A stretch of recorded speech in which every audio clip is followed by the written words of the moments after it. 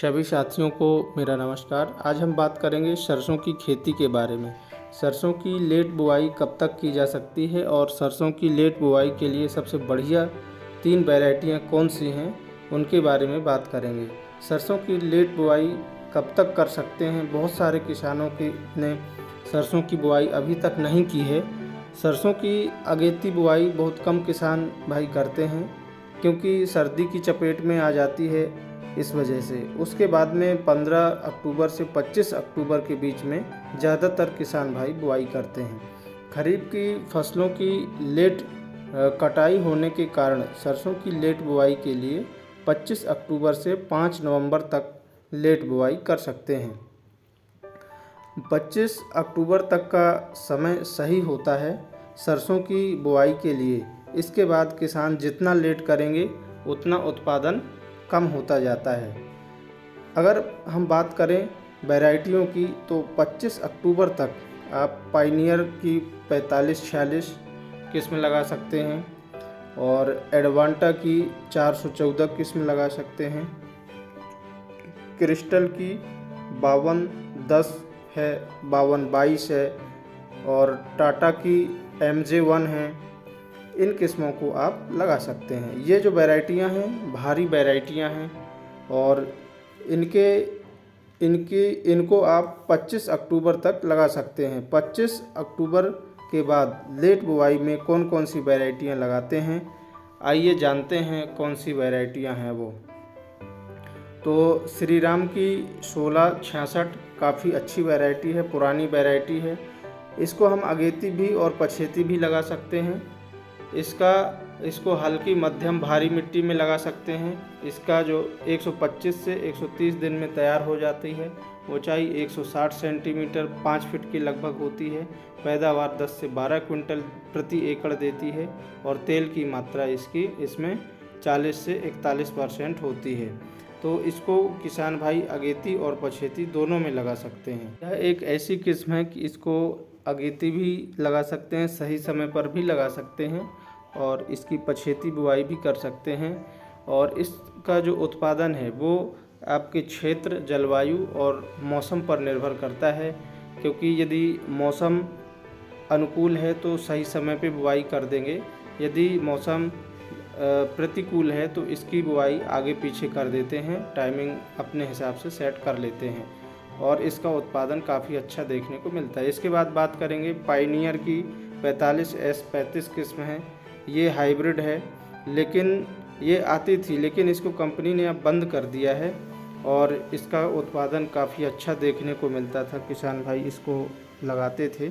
इसका बीज यदि किसान भाइयों बाज़ार में आपको मिलता है तो ये पुराना बीज मिलेगा, ये आप समझ लीजिएगा, क्योंकि इस साल कंपनी ने इसका जो उत्पादन है उसको बंद कर दिया है। इस साल इसका उत्पादन नहीं किया है।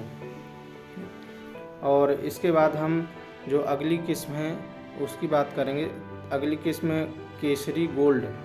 केसरी गोल्ड हमारी जो किस्म है ये सबसे अच्छी वैरायटी है और ये जल्दी पकने वाली किस्म है, उपज भी अधिक देती है।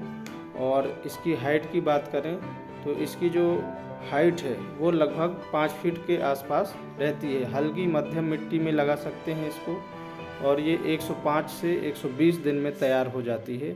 ऊंचाई 140 से 160 सेंटीमीटर के लगभग होती है और इसकी जो पैदावार है वो 10 से 12 कुंटल प्रति एकड़ के हिसाब से मिल जाती है।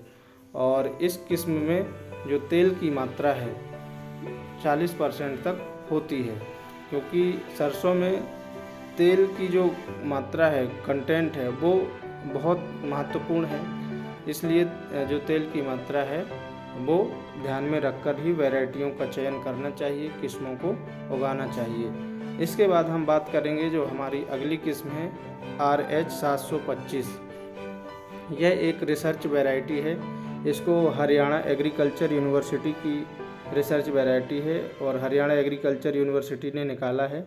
हाइब्रिड नहीं है ये किस्म, अच्छी वैरायटी है। सबसे सस्ता बीज इसी वैरायटी का आता है और ये लगभग 100, 110, 120 रुपये प्रति किलोग्राम के आसपास बाज़ार में आपको मिल जाएगा।